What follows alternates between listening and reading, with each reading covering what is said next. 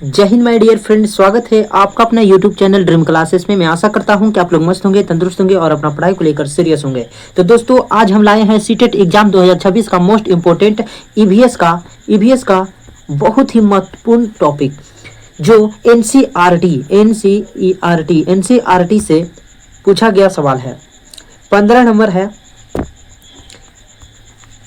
Number का है। तो चलिए वीडियो को शुरुआत करते हैं, और जो नए हैं वो चैनल को सब्सक्राइब कर दीजिए। तो चलिए फर्स्ट नंबर क्वेश्चन चलते हैं। फर्स्ट नंबर क्वेश्चन है, हल्का सा जूम कर लेते हैं। झूम खेती किस प्रकार की खेती है? झूम खेती जो है वो किस प्रकार की खेती है? तो इसका राइट आंसर जो है दोस्तों, option number A, option number B, option number C, option number D. तो इसका देखिए, सबसे पहले सिंचित खेती, ऑप्शन नंबर ए सिंचित खेती होगा। ऑप्शन नंबर बी स्थानांतरित खेती, स्थान बदल कर की जाने वाली खेती। ऑप्शन नंबर सी मिश्रित खेती, और ऑप्शन नंबर डी जैविक खेती। तो इसका राइट आंसर जो है दोस्तों, इसका राइट आंसर बी हो जाएगा। Option number B will be the right answer. इसका राइट आंसर बी हो जाएगा। झूम खेती किस प्रकार की खेती है? तो स्थानांतरित खेती है और स्थान बदल कर की जाने वाली खेती है। तो चलिए दूसरा नंबर प्रश्न चलते हैं। दूसरा नंबर प्रश्न है, पोचमपल्ली गांव किस विशेष वस्त्र के लिए प्रसिद्ध है? पोचमपल्ली गांव किस विशेष वस्त्र के लिए प्रसिद्ध है? तो इसका राइट आंसर जो है दोस्तों, option number C will be the right answer. इसका राइट आंसर सी हो जाएगा, पोचमपल्ली इक्त इसका राइट आंसर हो जाएगा। तो चलिए तीसरा नंबर प्रश्न चलते हैं। वीडियो को अंत तक देखिए, मजा आ जाएगा। तीसरा नंबर प्रश्न है, तुरांग शब्द का अर्थ क्या होता है? तुरांग शब्द जो है दोस्तों, तुरांग शब्द का अर्थ जंगल, और जंगल किस राज्य ने बोला था? तो इसका राइट आंसर, इसका राइट कौन सा होगा? Option number A Bihar, option number B Jharkhand, option number C Rajasthan, option number D Punjab. इसका राइट आंसर जो है दोस्तों, इसका right answer option number B will be the right answer. इसका राइट आंसर बी हो जाएगा, झारखंड। तुरांग जो है, तुरांग शब्द जो है जंगल के लिए प्रयोग किया था, वो राज्य था झारखंड। इसका राइट आंसर झारखंड हो जाएगा।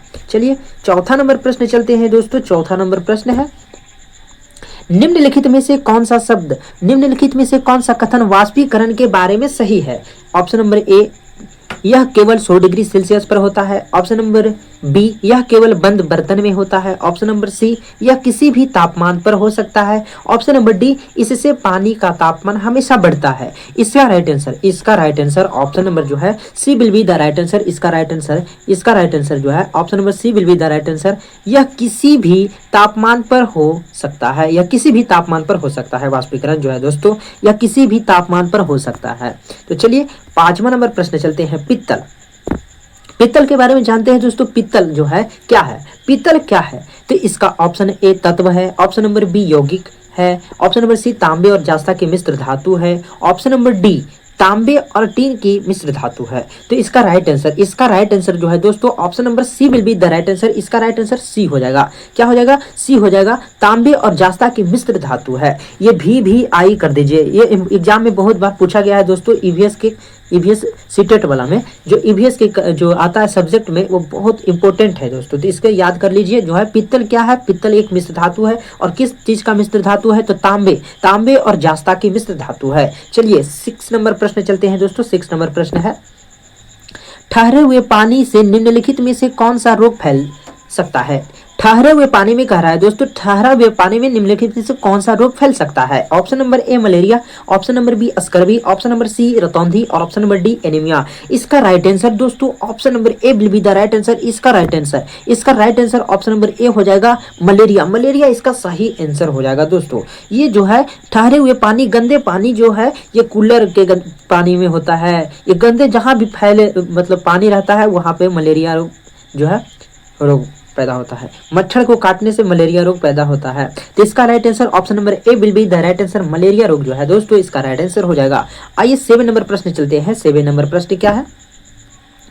प्राथमिक स्तर पर ईवीएस पढ़ाने का सबसे उपयुक्त तरीका कौन सा है? प्राथमिक स्तर पर बोल रहा है, प्राइमरी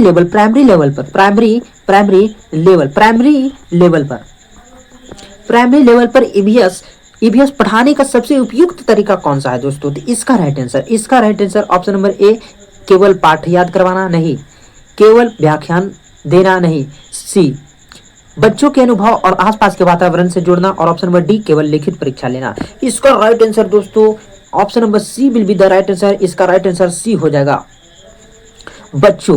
बच्चों के अनुभव और आसपास के वातावरण से जोड़ना, बच्चों के अनुभव और आसपास के वातावरण से जोड़ना, यही तो है प्राथमिक स्तर पर ईवीएस पढ़ाने का सबसे उपयुक्त तरीका। इसका right answer option number C will be the right answer. इसका राइट आंसर सी हो जाएगा, बच्चों के अनुभव और आसपास के वातावरण से जोड़ना।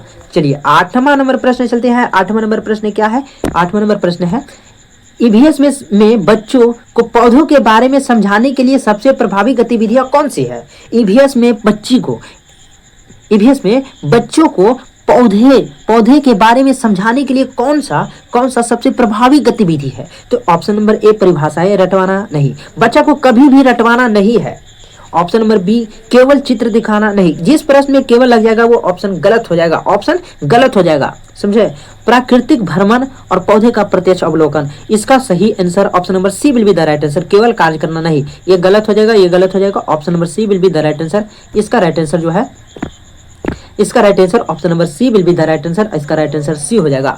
बच्चा प्राकृतिक भ्रमण और पौधों को प्रत्यक्ष अवलोकन के बारे में सीखेगा। बच्चा ईवीएस जो है समझाने के बारे में प्रभावी सबसे गतिविधि यही है कि option number C will be the right answer. प्राकृतिक भ्रमण करेगा बच्चा तो इससे बहुत सारा चीज सीख पाएगा।